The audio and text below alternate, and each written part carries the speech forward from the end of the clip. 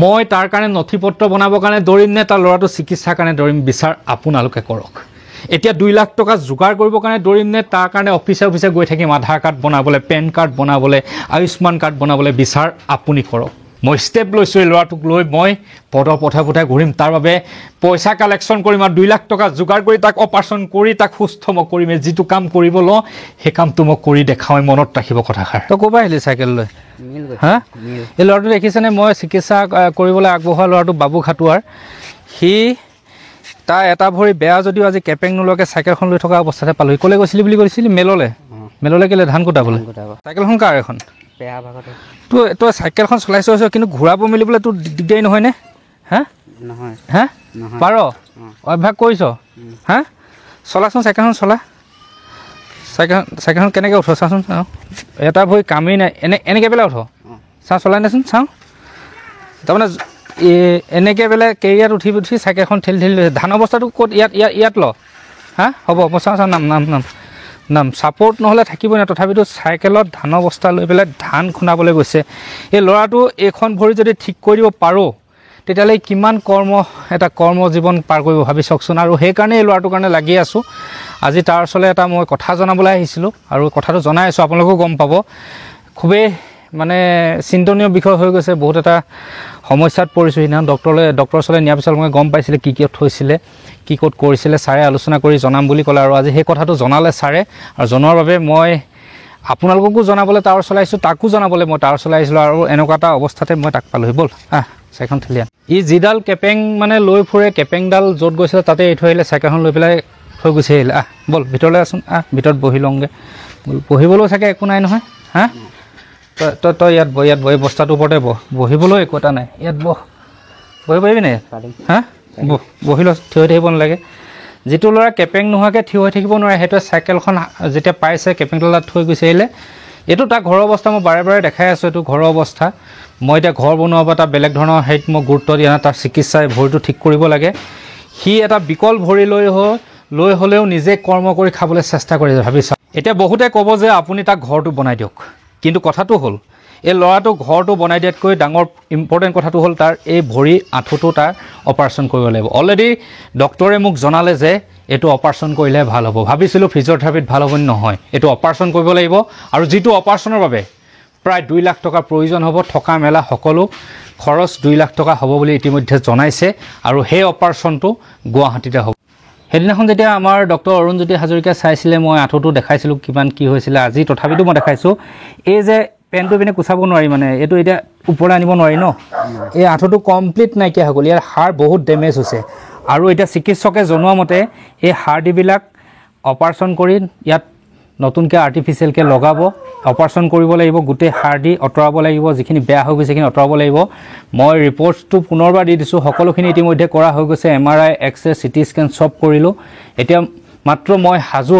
আমি সাজু হৈছোঁ তাৰ অপাৰেশ্যন কৰিবৰ কাৰণে এতিয়া সকলোতকৈ ডাঙৰ কথা হ'ল এই ল'ৰাটো পিতৃ মাতৃ নাই আৰু তাৰ লগত যাবলৈ অপাৰেশ্যনৰ সময়ত মানুহ হয়তো নাই এতিয়া কেনেকৈ কি কৰিম একো ভাবি পোৱা নাই তাতোতকৈ ডাঙৰ কথা হৈছে যিটো অৰ্থ আয়োজন কৰিব লাগিব 2 লাখ টকা মোৰ এটা কথা ভাবি আচৰিত লাগিছে যিটো ল'ৰাই একো এটা সাহাৰা নহ'লে যাবই নোৱাৰে সেইটো ল'ৰাই কিন্তু নিজে কৰ্ম কৰি খাবৰ কাৰণে কাৰোবাৰ ঘৰত ধান কুটাবলৈ গৈছে আচৰিত কথা এই ল'ৰাটো সুস্থ কৰিলে সি দৌৰিব এতিয়া কথাটো হ'ল বাবু মই সুধিছোঁ অপাৰেশ্যনৰ কাৰণে সাজু হৈছোঁ অপাৰেশ্যনৰ কাৰণে তোৰ লগত যাবলৈ কোনোবা মানুহ আছেনে ঘৰৰ মানুহ তেনেকুৱাতো নাই কোনোৱে নাই মা দেউতা নাই বুলি মই জানো কিন্তু যাবলৈ ঘৰৰ কোনো মানুহেই নাই এতিয়া সমস্যাটো হ'ল এই ল'ৰাটো অপাৰেশ্যন কৰিবৰ কাৰণে পইচাটো পইচাই বাৰু 2 লাখ টকা কিন্তু তাতোতকৈ ডাঙৰ কথা গাৰ্জেন কোনোৱে নাই যাবলৈ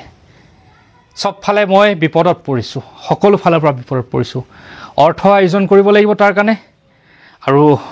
লগতে তাৰ গাৰ্জেনশ্বিপো কোনো নাই যাবলৈ তাৰ চাৰিওফালে অৱস্থা বেয়া থাকিবলৈ ঘৰৰ অৱস্থা এনেকুৱা কাৰেণ্টটো নাই চাগে ন ইয়াত ন কাৰেণ্টৰ ব্যৱস্থা নাই ৰাতি চাগে গৰম উঠিলে একো কাৰেণ্টৰ ব্যৱস্থা নাই হা এতিয়া বহুতে ক'ব যে চৰকাৰে কিয় অৱহেলা কৰিছে কিন্তু ইহঁতৰ একো ডকুমেণ্টছেই নাই পেন কাৰ্ড নাই আধাৰ কাৰ্ড নাই একোৱেই নাই হা সেইবিলাক উলিয়াবলৈ পিতৃ মাতৃ থাকিব লাগিব গাৰ্জেন থাকিব লাগিব যা গাৰ্জেন নাই তাৰ একোৱেই নাই আজি যদি ল'ৰাটো পিতৃ মাতৃ থাকিলহেঁতেন নহয় তাক সকলোবিলাক পৰিচয় পত্ৰ থাকিলহেঁতেন এতিয়া বহুতে ক'ব যে চৰকাৰী আয়ুষ্মান কাৰ্ডত ফ্ৰী হ'ব, কিন্তু তাৰ আয়ুষ্মান কাৰ্ড বনাবৰ কাৰণেও তাৰতো নথি পত্ৰ লাগিব। মই তাৰ কাৰণে নথি পত্ৰ বনাবৰ কাৰণে দৌৰিম নে তাৰ ল'ৰাটো চিকিৎসাৰ কাৰণে দৌৰিম, বিচাৰ আপোনালোকে কৰক। এতিয়া 2 লাখ টকা যোগাৰ কৰিবৰ কাৰণে দৌৰিম নে তাৰ কাৰণে অফিচে গৈ থাকিম আধাৰ কাৰ্ড বনাবলৈ, পেন কাৰ্ড বনাবলৈ, আয়ুষ্মান কাৰ্ড বনাবলৈ, বিচাৰ আপুনি কৰক।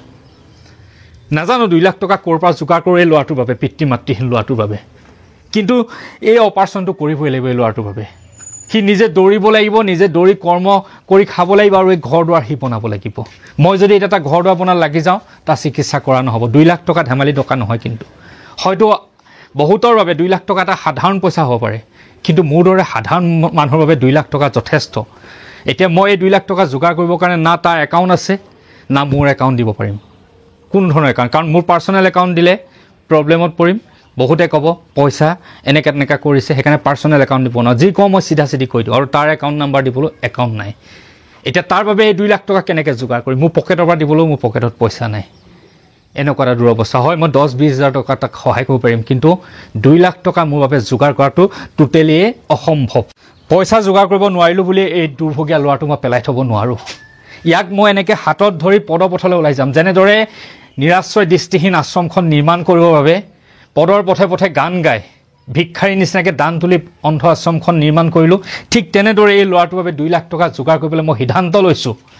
যে মই ইয়াক হাতত ধৰি পদৰ পথে ঘূৰিম, তুলিম 2 লাখ টকা। দয়াবান ব্যক্তিয়ে দিব ইয়াৰ বাবে, কিন্তু মই আপোনালোকে নক'ব যে একাউণ্ট নাম্বাৰ দিয়ক, একাউণ্টত দিম, কাৰণ একাউণ্ট নম্বৰ মই দিব নোৱাৰোঁ। কাৰণ আজিকালি দুনিয়াখনেই এনেকুৱা যে যদি পাৰ্চনেল একাউণ্ট নাম্বাৰ শ্বেয়াৰ কৰি কাৰোবাৰ পৰা পইচা লোৱা যায়, কেতিয়াও সহজভাৱে নলয়। কোনোবাই যদি 100 টকা দিয়ে ভাবিব কোনোবাই 1000 টকা দিছে, সেইকাৰণে মই তাত নপৰোঁ। অলপ দিনৰ আগতে আপোনালোকে দেখিছিলে যে যেতিয়া বিভিন্ন দূৰ দূৰণিৰ পৰা মই অন্ধ আশ্ৰমখন নিৰ্মাণ কৰিবৰ বাবে বহুতে একাউণ্ট নাম্বাৰ বিচাৰি আছিলে, বহুতে কৈ আছিলে, মই যেতিয়া লাইভ কৰি থাকোঁ তেতিয়া কৈছিলে যে আপোনাৰ স্কেনাৰ দিয়ক। উপায়হীন হৈ স্কেনাৰ দিছিলোঁ, তেতিয়া বহুতে বদনাম উলিয়ালে যে আপুনি অনলাইনত পইচা বহুত টকা পালে। কিন্তু এটা ল'ৰাৰ, মই দুৰ্ভগীয়া ল'ৰাৰ কাষত থিয় দি কৈছোঁ যে এই মিষ্টাৰ বিটুৱে এই আশ্ৰমখনৰ বাবে টকা বেলেগৰ পৰা পোৱাতকৈ নিজৰ পইচা বেছিহে দিলে, নিজৰ মাটি দান কৰিলে, নিজৰ সময় দান কৰিলে, সকলোবিলাক দান কৰিলে। তাৰপিছতো এচাম মানুহে মোক বদনাম কৰিলে যে অনলাইনত স্কেনাৰ দি পেলাই মই লাখ লাখ টকা কামালোঁ। ইমান নিষ্ঠুৰ মই নহয়। আজি তাৰিখলৈকে নিজৰ পইচা দি আছোঁ, মাটি উঠোৱাত নিজৰ পইচা, সকলো কিছুমান নিজৰ পইচা খৰচ কৰি আছোঁ, গম পাইছে। যিমানটো দিয়া দেখে মানুহে, যিমানটো বিচাৰে সিমানটো কিন্তু নহয়। বহুত মানুহে বহুত বেয়াকৈ ভাবে। দৃষ্টিহীন লোকসকলৰ বাবে দৌৰি বহুত বদনামী হ'লোঁ। সেইকাৰণে মই দুখিত যে এই ল'ৰাটো আপোনালোকে একাউণ্ট নাম্বাৰ বিচাৰিছে, কিন্তু তাৰ একোৱেই নাই। একাউণ্টটো বাদে তাৰ নিৰ্দিষ্ট আইডিয়ে নাই, একোৱেই নাই, টোটেলি একো নাই। আৰু মোৰ একাউণ্ট নাম্বাৰ দিবলৈ মই অপাৰক, কাৰণ এবাৰহে বদনাম সহ্য কৰোঁ, কিন্তু মিছা বদনাম বাৰে সহ্য কৰি থাকিব নোৱাৰোঁ। সেইবাবে মই ষ্টেপ লৈছোঁ, এই ল'ৰাটোক লৈ মই পদৰ পথে ঘূৰিম। তাৰ বাবে পইচা কালেকশ্যন কৰিম, আৰু 2 লাখ টকা যোগাৰ কৰি তাক অপাৰেশ্যন কৰি তাক সুস্থ মই কৰিমেই। যিটো কাম কৰিব লওঁ সেই কামটো মই কৰি দেখাওঁ। মনত ৰাখিব কথাষাৰ। মই তাৰ অৱস্থাটো দেখাবলৈ বহুত দুখ লাগে জানে, কাৰণ এটা ভঙা চিঙা ঘৰত আছে। এই দৰ্জাখন আছে যদি দৰ্জাখন নথকাৰ নিচিনাই, কাৰণ চাৰিওফালে ভঙা চিঙা। এতিয়া মই তাৰ ঘৰটো বনাই দিব পাৰোঁ, 20-30 হাজাৰ টকাত তাৰ এই ঘৰটো হৈ যাব ধুনীয়াকৈ। বেৰ চেৰ ধুনীয়া বনাই দিব, টিং ঠিকেই আছে, অলপমান চেঞ্জ কৰিলে হৈ যাব। কিন্তু এতিয়া তাৰ কাৰণে মোৰ বাবে, তাৰ বাবে 100-200 টকাও বহুত মূল্যৱান হৈছে তাৰ চিকিৎসাৰ বাবে। কাৰণ যিটো কথা দিলোঁ, যিটো ভিডিঅ' প্ৰস্তুত কৰিলোঁ, সেইমতে চিকিৎসা কৰিবই লাগিব, পইচা যোগাৰ কৰিবই লাগিব। তাৰ গাৰ্জেন কোনো নাই লগত, মই তাক সময় দিবই লাগিব। মোৰ বিশ্বাস আছে অসমবাসীৰ ওপৰত, কাৰণ এনেদৰে ঘূৰি 10-12 লাখ টকা এখন নিৰাশ্ৰয় দৃষ্টিহীন আশ্ৰম গঢ় দিলোঁ। এই ল'ৰাটোৰ বাবে ঘূৰি 2 লাখ টকা যোগাৰ কৰিব নোৱাৰিমনে? যাম বিভিন্ন প্ৰান্তত, দয়াবান ব্যক্তিৰ ওচৰলৈ যাম, পদপথত ৰ'ম, নাজানো কি ষ্টেপ লোৱা যায়, কেনেদৰে গোটাম। কিন্তু মই কৈছোঁৱেই যে মানুহৰ পৰা একাউণ্ট নাম্বাৰ দিবলৈ, একাউণ্ট নাম্বাৰ দি টকা সংগ্ৰহ কৰিবলৈ মই কোনো পধ্যেই নোৱাৰোঁ। কাৰণ এই ল'ৰাটোৰ একাউণ্ট নাই, একাউণ্টটো বাদেই আধাৰ কাৰ্ড, পাছবুক বা পেন কাৰ্ড একোৱেই নাই। আৰু মোৰ স্কেনাৰ বা পাৰ্চনেল একাউণ্ট নাম্বাৰ দিব নোৱাৰোঁ, এটা কাৰণেই বদনাম পাই থৈছোঁ, মিছা বদনাম বহুতৰ পৰা সহ্য কৰি থাকিব লগা হৈছে। সেইকাৰণে মই সেইসকল মানুহক পুনৰ পৰা অনুৰোধ জনাইছোঁ, অন্ততঃ এটা নিস্বাৰ্থভাৱে কৰি থকা যাত্ৰাত মিছা বদনাম নিদিব। আজিলৈকে কৰা নাই,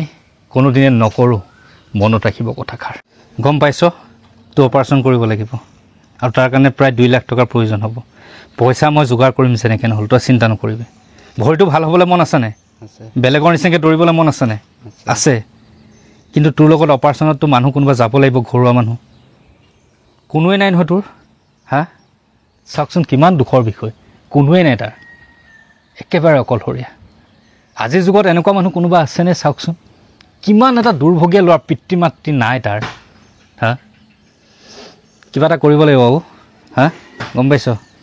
তোৰ ভয় লাগিব নি তই মোৰ লগত অপাৰেশ্যনলৈ যাবলৈ মই তাক অকলে লৈ যাম উপায় নাই নিব লাগিব কিন্তু মই এই গাঁওখনৰ মানুহক মই অনুৰোধ জনাইছোঁ যে যিদিনাখন নিম গাঁৱৰ মানুহ আহিব 2-4জন